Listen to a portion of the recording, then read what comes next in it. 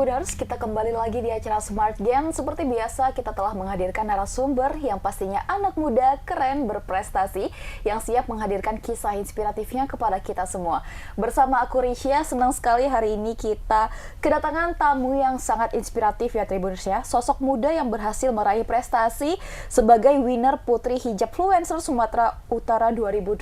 Ada Dini Rahmayani Zebua dan juga runner-up 1 Putri Hijab Fluencer Sumatera Utara 2025 ada Salsalina Borobukit. Halo, gimana kabarnya? Cantik-cantik ini. Baik. Alhamdulillah baik, Kak. Waduh, ini di tengah kesibukannya mereka sempat datang ke Tribun Medan buat sharing kepada kita semua ya Tribuners ya. Nah, mereka ini masih sangat muda ya Tribuners ya, yaitu ada Salsalina berusia 21 tahun dan juga Dini berusia 23 tahun ya. Tapi mereka sudah aktif mengikuti ajang pencarian bakat Putri Hijab Fluencer 2025 dan juga mereka ini aktif sebagai influencer dan content creator. Pastinya kita akan sharing kepada Tribuners semua mengenai bagaimana langkah mereka hingga menjadi seperti yang saat ini. Tapi sebelum itu kita saksikan terlebih dahulu video yang berikut ini.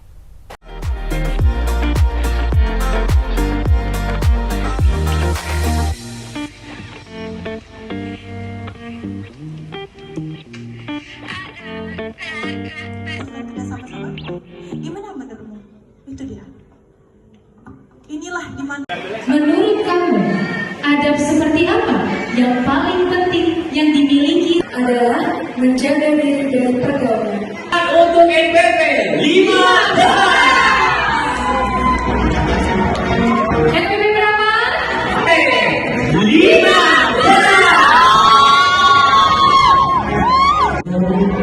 Kami mahkota Al-Suatu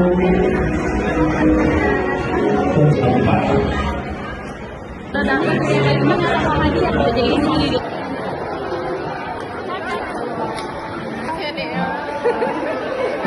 Oke, Dini dan Salsalina, mungkin sebagai perkenalan sama Tribuners, bisa kenalan dulu ya. Siapa sih Dini dan Salsalina secara pribadi di luar panggung Putri Hijab Fluencer Sumatera Utara ini? Mungkin dari Dini terlebih dahulu. Boleh disapa Tribunersnya? Halo Tribuners, Assalamualaikum warahmatullahi wabarakatuh. Perkenalkan, nama aku Dini Rahmayani Zebua.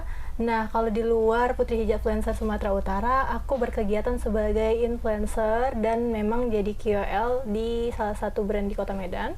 Kemudian aku memang aktif di pemberdayaan masyarakat, salah satunya dengan teman tuli, yaitu adalah teman kita Medan. Lalu aku juga aktif menjadi media, dan aku juga aktif di IO juga. Oke, kalau Salsalina?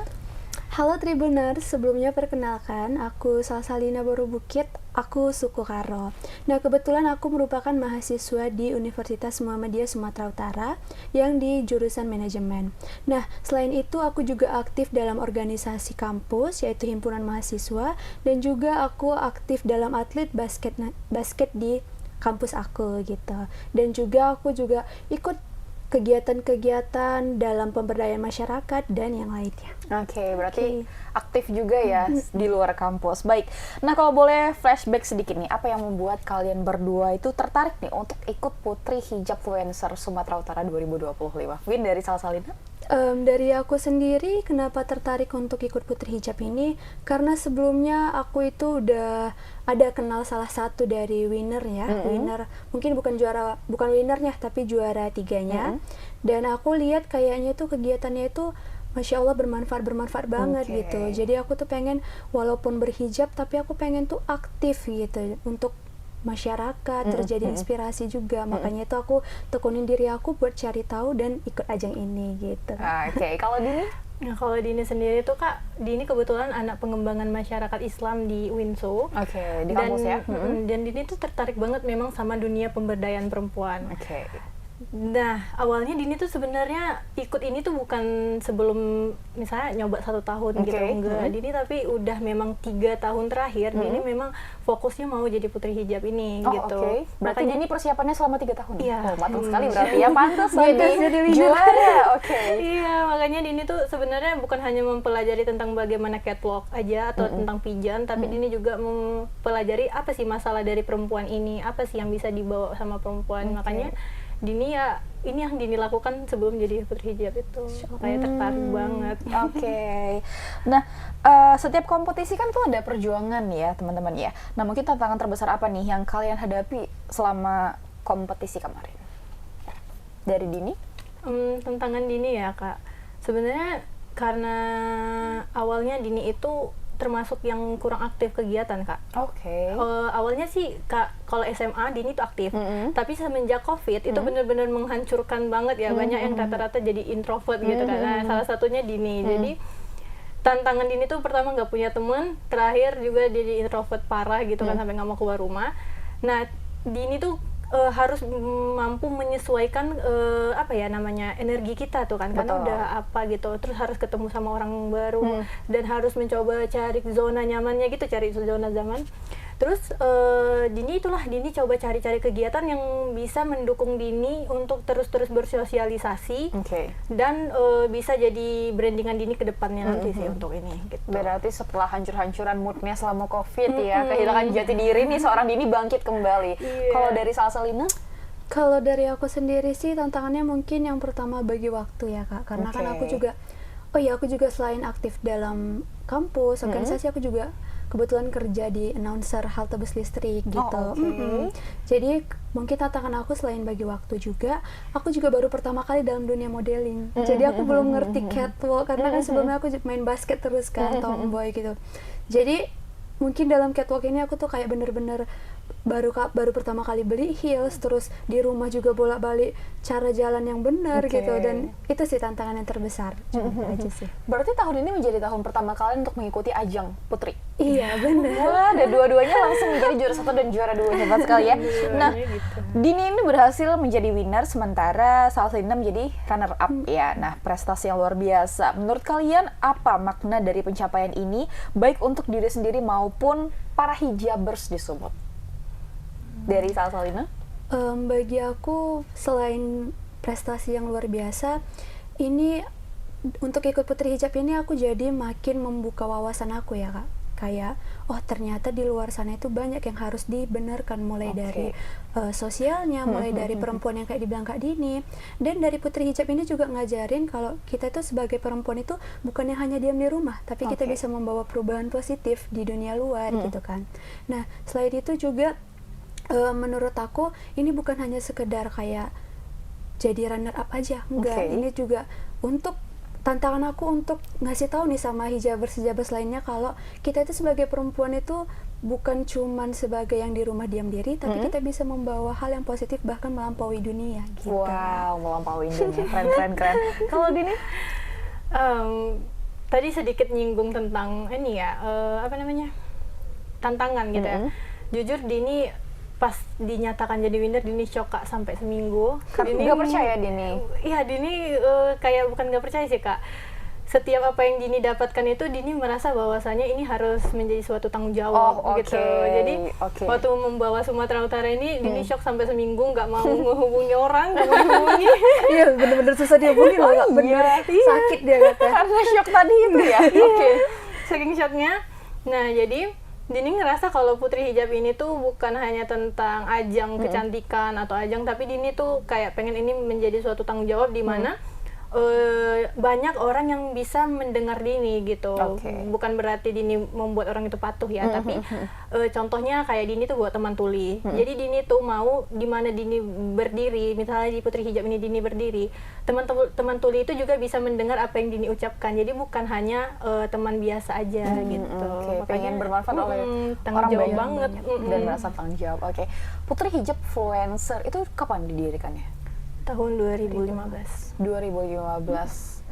Nah, apa sih yang membedakan, kalau yang sepengetahuan kalian ya, apa yang membedakan putri hijab influencer ini mungkin dengan putri-putrian atau miss-miss lainnya? Karena kan kita ada menemukan banyak ajang serupa ya. Miss Hijab seperti itu. Apa nih perbedaannya kira-kira? Siapa ini? Boleh. Dulu boleh.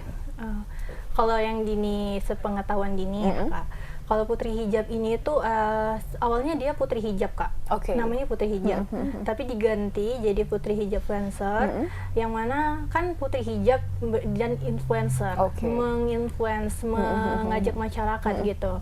Nah bedanya tentang putri hijab itu dengan pijan-pijan lainnya ya kita berhijab, Oke. gitu. Kita berfokus pada bagaimana brand itu bisa berkolaborasi bareng Putri Hijab. Jadi bukan hanya tentang ajang modeling, tapi UMKM, brand-brand juga bisa meningkatkan, Terbantu ya. meningkatkan apa ya kalau dibilang kemajuan dan pengembangan brand mereka juga bersama kami. Jadi pokoknya kami itu lebih ke banyak sih pemberdayaan perempuan, pemberdayaan brand, pengembangan dan influence juga ke masyarakat. Berarti dia lebih ke masyarakatnya ya, Iya, seperti itu ya. menginfluence gitu Kak. Oh, oke. Nah, tadi Dini juga ada singgung kalau selama 3 tahun itu Dini kan tadi Risha sempat tanya ya Tribuners sama Dini, kenapa Dini tuh tidak ikut ajang ini dari sebelum-sebelumnya, tapi Dini bilang Dini itu masih ada masalah yang belum duduk nih mengenai wanita gitu ya. Nah, kalau boleh tahu masalah apa yang mungkin Dini setelah Dini riset itu, oh ini masalah perempuan ini tuh lebih dominan ya gitu, yang banyak dialami oleh mungkin para hijab-hijab di luar sana, hijaber. Dini ngerasa kalau misalnya tuh ya perempuan dianggap bahwasannya mereka itu masih sampai sekarang ini sebenarnya Kak, kesetaraan gendernya itu kan. Oke. Satu. Kemudian bagaimanapun perempuan, walaupun sekarang perempuan boleh bekerja maupun perempuan boleh bersuara, tapi mereka masih ada sisi di mana ada di mana sisi perempuan itu tetap terbatas. Iya, Oke. dibatasi gitu. Bahkan sampai tidak dipilih bahkan ya kan. Nah, oke, ini coba cari tahu, oh ternyata ada loh zaman sekarang platform untuk melakukan pemberdayaan perempuan secara online. Jadi perempuan itu tidak perlu keluar rumah atau mengganggu pekerjaan mereka atau bahkan mengganggu pekerjaan rumah mereka kan. Karena perempuan rata-rata udah jadi seorang ibu. Betul. Mereka banyakan yang baby blues gitu kan Benar. Kak. Nah, mereka tuh bakalan stres banget dan akhirnya mereka tuh melakukan hal-hal yang tidak kita inginkan. Nah, itu kan hanya perempuan yang bisa merasakan, hanya Betul. kita Iya, benar, gitu. kita. Jadinya Dini tuh mencari tahu hal-hal itu lebih dalam. Oh, ternyata kita bisa melakukan kegiatan-kegiatan ini melalui kegiatan online, kegiatan menginfluence secara online juga bisa gitu. Makanya Dini ikut ini gitu. Kalau Salsalina, problematika apa nih yang Salsa angkat pada saat mengikuti ajang ini? Sebenarnya sama sih Kak tentang perempuan. Cuman kalau akhir-akhir ini tuh aku lebih terfokus sama yang berita-berita KDRT segala macam Oke. gitu. Yang Karena mana kan mayoritas perempuan yang menjadi korban gitu. Oke. karena kan kayak kebanyakan aku sebagai perempuan nih kayak turut sedih aja. Oh kenapa nggak bisa ngelawan gitu? Kenapa kita nggak bisa bersuara sebagai perempuan? Karena bahkan kadang perempuan ini udahlah di rumah, kayak bilang Kak Didi, udahlah di rumah ngurus rumah tangga, ngurus anak, bahkan bekerja dan bersuara gitu. Kenapa di dalam rumah dia nggak bisa bersuara untuk apa yang menurut dia hak dia itu benar gitu. Oke. Makanya dari itu aku tuh pengen tuh sebagai perempuan tuh ngajarin kita tuh sebagai perempuan tuh harus kuat, bisa bersuara dan bisa nyampaikan apa yang menurut kita tuh nggak pantas gitu kan. Jadi jangan hanya kita dianggap sebelah mata, lemah, bahkan sebelumnya kita kalau kita tuh murka tuh kan perempuan, dunia juga bisa hancur yang sesuai dengan gitu kan. Jadi menurut aku tuh gitu, aku sedihnya kayak gitu, perempuan tuh kenapa kayak belum ada rasa beraninya untuk nunjukkan ini tuh nggak pasti buat aku gitu. Betul. Oke, berarti kayak perempuan tuh belum benar-benar merdeka gitu ya. Benar-benar. Oke, oke. Nah, selama beberapa bulan sih kalian dari mungkin masa karantina sampai dinyatakan sebagai pemenang, kira-kira berapa? Kalau di Sumatera Utara Iya, ya Kak, yang di Sumut. dari bulan 5 ya kalau nggak salah Ya, Kak. kita apa ya, seleksinya tuh Dari bulan 5. Oke, mungkin kalian bisa sharing nih tahap-tahapan demi tahapan sehingga sampai menjadi winner dan runner up. Tahapan dari seleksi Dari atau awal. dari mana? Iya, dari Dari awal ya. Dari awal tuh awalnya kita didaftar aja gitu. Terus kita dilatih untuk apa ya, mencoba untuk Buat iklankan konten satu Oke, produk. oke. Nah, buat konten. Nah, terus kita diajak ketemu untuk grand apa ya namanya, seleksi offline-nya. Ada wawancara, ada ditanya tentang tes Al-Qur'annya juga. oke. Terus tentang bakat kita juga dilihat di situ. Dan bahkan sebenarnya dari situ kita udah mulai dilihat bagaimana etikanya sih Kak, bagaimana kita memperlakukan sesama kita dan senior kita kayak gitu. Kemudian kita lanjut selama itu kita bakalan diajak-ajak visit tuh Kak, diajak visit. Pokoknya kita bener-bener dilatih sebagai content creator yang mampu menginfluence gitu. Nah itu udah difasilitasi sama Putri Hijab sendiri. Lalu nantinya di saat grand final, kalau ini tahun pertama Kak, di tahun kami, kami itu ada karantinanya. Offline, Iya, biasanya online. Biasanya Oh, oke. Jadi tahun inilah baru ada karantina, dan di situ juga ada penampilan bakat, dipilih lagi top 3, top 10, 10 top banget, 3 gitu. kayak gitu. Oh, oke. Nah, penampilan bakat apa nih yang kemarin kalian tampilin? Kalau Salsalina apa bakatnya kemarin? Kalau aku sih kemarin drama monolog, dan kebetulan sama Kak Dini termasuk top 3 bakat, top 3 bakat. Iya. Drama monolog kemarin bawain apa? Aku bawain tentang ayah. Jadi gitu Kak, tentang ayah. Karena kan aku kan aku ketinggal tuh sama orang tua aku tuh, bukan orang tua, tinggal tuh sama mama aku doang berdua gitu. Jadi aku mengangkat tentang anak yang mungkin ya kehilangan sosok ayahnya, tapi masih bisa tetap berdiri tegar walaupun nggak ada sosok ayahnya gitu. Dan alasan aku juga ikut-ikut kayak gini karena ya mama aku gitu. Sebagai penguat pendukung utama ya. Kalau Dini kemarin bawain apa? Kalau Dini dance karate sih Kak. Dance karate, wow. Ya, dance karate ini juga sama kayak Salsalina, ada artinya juga gitu.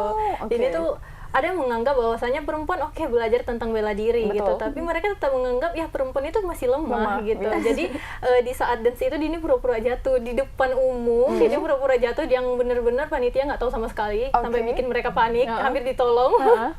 Dan hampir manggil ambulan ya. Iya benar.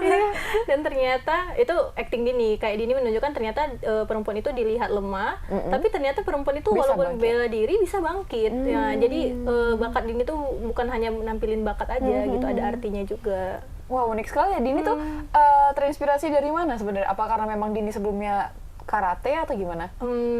Sebenarnya yang tentang perempuan lemah itu Dini baru terpikir di malam karantina sebelum nggak sampai 1 jam, setengah jam sebelum Dini tampil. Jadi Dini pura-pura jatuh di kamar gitu kan. Oh ini bagus, jadi perempuan memang dianggap lemah gitu. Oh ya udah Dini coba di depan umum dan ternyata bikin gong banget. Ada nilai plusnya ya. Gitu. Nah, dari masa awal pendaftaran karantina sampai kalian dinyatakan sebagai pemenang itu, hal apa nih yang berkesan selama mengikuti ajang ini? Dari Dini dulu mungkin. Yang berkesan sama Dini tuh langkah Dini jadi lebih mudah sih Kak. Langkah Dini jadi lebih mudah, dan sebenarnya Dini awalnya ada program sebelum Putri Hijab ini, Dini yang belajar bahasa isyarat bareng teman-teman tuli. Itu Dini juga sama, hampir 3 tahun Dini pengen banget ikut buat itu, tapi pokoknya selama Dini semenjak jadi Putri Hijab, apa yang Dini pengen itu, yang Dini pengen capai itu, alhamdulillahnya kayak terbuka, lebih mudah gitu. Terus karena kebetulan Dini juga sering kerja sama-sama brand, dan sebelum Putri Hijab memang kayak gitu. Terus pas Putri Hijab jadi lebih banyak lagi brand yang kerja sama-sama Dini, dan ya ini termasuk privilege sih Kak sama Dini. Kalau Salsalina apa nih mungkin hal yang berkesan selama mengikuti ajang ini? Setelah jadi winner atau setelah jadi sebelum boleh. Kalau sebelum sih, hal yang paling berkesan itu pas aku tampil dalam question Kak, pertanyaan. Jadi itu kan bener-bener kan penontonnya tuh kan rame, tapi penonton aku tuh sedikit banget, cuman mama aku sama aku paling beberapa teman aku. Jadi itu kayak pas mereka semua top 10 dipanggil kan, jadi tuh kayak pas siapa nih yang milih ini, jadi kayak cuman dikit banget kan, jadi kayak wah masya Allah bisa nggak ya gitu kan, sempat overthinking juga kan. Cuman aku lihat kayak mama aku tuh kayak berdiri sendiri loh Kak, dari antara semua dia berdiri kan, bisa gitu. Jadi kayak itu hal yang paling aku berkesan. Oh ternyata walaupun aku dianggap dikecam 1000 orang, kalau ada satu yang penguat aku di situ, kayaknya aku jawab pertanyaan tuh habis semua, nggak ada gagok-gagok gitu. Itu sih hal yang paling berkesan. Jadi sebagai Putri Hijab ini dan terharu juga nih ya, sosok dia mau nangis ya, waduh. Ya ampun, kalau Dini selama mengikuti ajang itu sebelum dinyatakan lulus itu apa yang berkesan? selama tahapan demi tahapannya gitu. Kayak tadi kan Salsalina kan ada hal yang buat dia terharu nih. Kalau Dini gimana? Sebenarnya karena Dini udah mencoba untuk fokusnya hanya di sini aja sih, Kak. Cuman Dini ngerasa sebelum ya, akhirnya aku bisa konsisten gitu. Karena kan konsisten itu adalah hal yang paling sulit. Betul, ya. betul. Dan ternyata hasil kekonsistenan Dini itu ternyata berbuah gitu untuk pertama kalinya sih. Oke. Keseharian kalian juga menarik. Tadi Dini ada sempat mention beberapa komunitas yang Dini dirikan ya, termasuk event organizer, baru ada teman tuli gitu ya.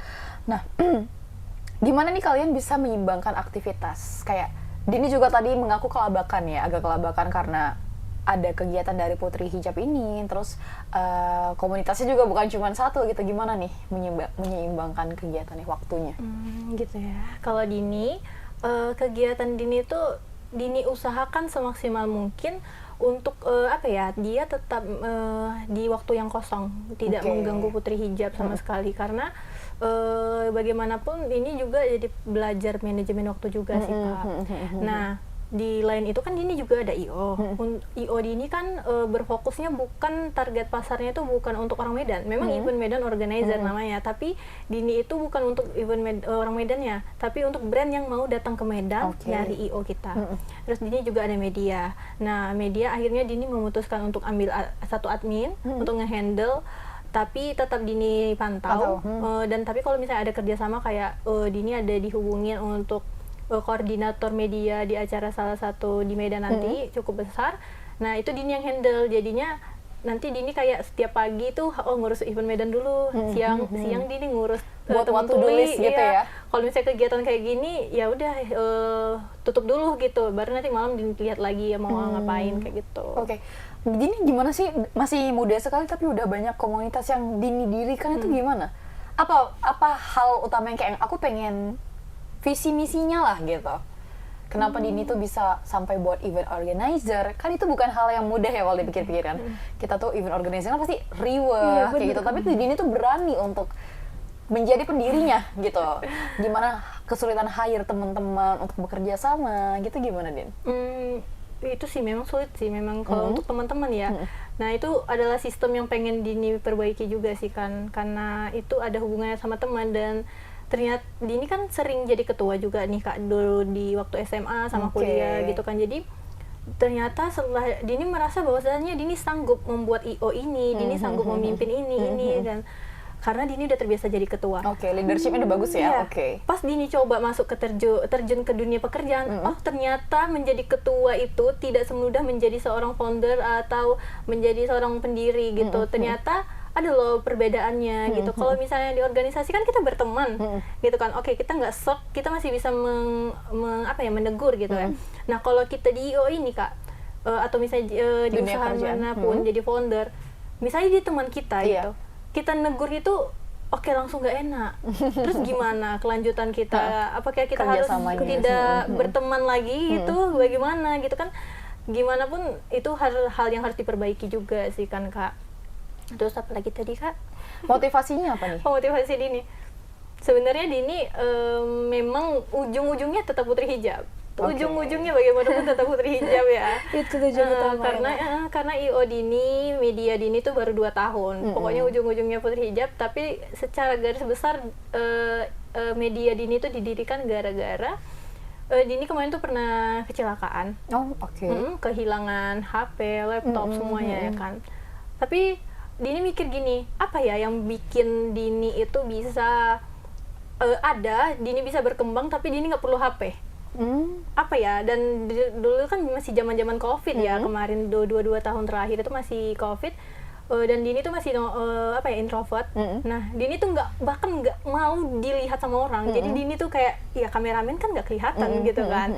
Jadi Dini milih media. Nah, dari situlah media itu dari platform Instagram yang bisa dibuka di laptop, nggak mesti pakai HP karena nggak punya HP waktu itu. Terus Dini nggak perlu nunjukin muka Dini. Ternyata jauh malah jadi ketunjuk deh kayak gini. Malah jadi emang harus kelihatan ya Dini ya. Oke, kalau Salsalina nih kan tadi masih kuliah ya, masih semester 5. Gimana bagi waktunya? Kan kamu juga berawal dari basket, apakah basketnya masih lanjut juga? Terus organisasi di kuliahnya gimana? Kalau untuk sekarang sebagai putri hijab Kak, aku tuh biasanya kan paginya itu kerja gitu kan. Terus siangnya aku lanjut kalau ada biasanya setiap bulan itu aku tuh cari tahu dulu apa-apa aja nih kegiatan dari organisasi, terus kegiatan dari kampus dan kegiatan dari putri hijab. Jadi aku kayak buat apa ya namanya, tanggal segini tuh aku hari ini tuh jam segini tuh mau ke sini, mau ke sini. Buat to do list juga ya. To do list, terus malamnya aku lanjut kuliah, soalnya aku kuliahnya malam. Oh, oke. Tapi dulu pagi, tapi aku pindah malam supaya lebih fleksibel ikutin ini. Nah, juga aku kalau basket tuh masih tetap lanjut, cuman untuk sekarang tuh masih fokus untuk goes to nasional nanti Kak, bulan 9. Jadi goes to nasional. Jadi mau fokus ini dulu. Basketnya aku juga udah izin sama coachku kan, aku bilang bulan ini tunggu dulu ya coach gitu. It's okay, nanti datang lagi aja. Coachnya juga nerima-nerima aja gitu. Jadi kerjaan aku juga aku ya pandai-pandai tukar-tukar shift lah, dan alhamdulillahnya teman-teman aku tuh pada mau ngerti tukar shift, walaupun kadang ada yang ya nggak bisa, namanya dunia kerja ya kan, nggak bisa semuanya berjalan apa yang mau kita udah buat gitu. Jadi sebisa mungkin aku bagi waktu, dan aku juga kebetulan orangnya Lhasa. Jadi setiap ya Medan kali ya Tribuners ya. Jadi aku tuh sempetin waktu aku sama teman-teman aku untuk healing ke mau nanja, mau ke air terjun gitu. Aku suka alam juga. Suka alam juga. Oke. Nah, kalian ini kan sama-sama berhijab ya, dan kompetisi ini juga menekankan hijab sebagai identitasnya. Menurut kalian nih, hijab itu punya makna apa ya? Bukan hanya sekadar penutup aurat, tapi juga sarana untuk berkarya dan menginspirasi. Mungkin dari Dini dulu. Nah, kalau menurut Dini, ya balik lagi, hijab ini kayak tanggung jawab sih kan. Karena pandangan orang, oh dia berhijab masa gini sih, kayak gitu betul. Ya kan. Jadi walaupun dikatakan jangan lihat pakaiannya, tapi lihat kelakuannya aja. Jadi jangan hujat pakaiannya gitu. Tapi bagaimanapun itu tanggung jawab, jadi lakukanlah sesuai dengan pakaianmu juga gitu sih, tanggung jawab. Oke, kalau Salsalina makna hijab itu apa nih buat Salsa? Kalau menurut aku sih, selain untuk menjaga kehormatan ya Kak, hijab ini buat aku jadi makin percaya diri sih. Karena dari dulu tuh aku, dari SMP aku udah gunain hijab, dan aku kayak ngeliat teman-teman aku tuh buka hijab tuh kayak sedih sendiri sebenarnya. Kawan-kawan aku juga, ayolah, apalagi di UMSU kan, kalau buka hijab aja gini. Aku pernah mau coba sekali gitu kan, cuman tak kenapa aku ketika buka hijab aku kayak ngerasa malu gitu. Jadi aku percaya diri aku tuh kurang Kak. Jadi aku, oh ternyata ini hijab nih bagi aku tuh untuk jadi citra diri aku sebagai aku, biar bisa menumbuhin percaya diri aku gitu Kak. Karena kalau misalkan aku juga kan kemarin kita photoshoot kan, bagiannya juga terlalu ketat, aku tuh kurang pede. Iya, sampai omong fotografernya, it's okay, oh apa kami nggak ngeliat gitu. Jadi aku tuh kayak bener-bener gini gitu Kak. Jadi kayak bener, oh jadi aku paham hijab ini untuk aku biar bisa lebih percaya diri lagi gitu sih Kak. Hijab untuk lebih percaya diri. Oke. Nah sekarang dunia digital ini kan sudah menjadi ruang yang besar untuk kalian kita anak muda ini untuk berkarya ya. Nah apa nih insight menarik yang mungkin kalian rasakan tentang pemanfaatan dunia digital, entah itu sebagai sarana dakwah kah, inspirasi atau pemberdayaan perempuan muda? Mungkin dari Salsalina. Yang digital itu maksudnya yang teknologi ya? Yaps. Menurut aku sih ada plus minusnya sih Kak. Kalau plusnya itu kita jadi lebih gampang ngejangkau bahkan orang yang di luar Medan atau di luar negeri gitu kan. Jadi apa yang mau informasi yang kita sampaikan itu bisa tersampaikan walaupun kita nggak tatap muka ya, offline lebih luas gitu. ya penyampaian informasinya. Tapi negatifnya ini ada kadang sisi yang dipergunakan oleh orang-orang itu untuk kejahatan ya. Jadi mungkin dari aku sebagai putri hijab ini jadi harus pinter-pinter lah menggunakan digitalisasi ini kan. Apalagi putri hijab influencer kan berfokusnya sebagai konten kreator lah, menginfluence masyarakat. Jadi untuk itu dari kita sendiri itu harus ada sisi batasannya, menggunakan digitalisasi ini untuk apa dan bagaimana cara kita sebelum terjadi hal-hal yang buruk kita udah antisipasi luar kayak gitu kan. Oke, kalau Dini gimana? Kalau Dini sih ngerasa kalau untuk pemberdayaan perempuan udah cukup sih Kak untuk mendorong perempuan. Jadi Dini ngerasa, kan Dini juga penelitiannya tentang pemberdayaan perempuan waktu skripsi ya. Dini ngelihat memang udah banyak perempuan yang mulai tergerak pemikirannya, hatinya, keinginannya udah mulai banyak disuarakan. Jadi memang ini bagus. Cuman memang itu sih sama kayak Salsa.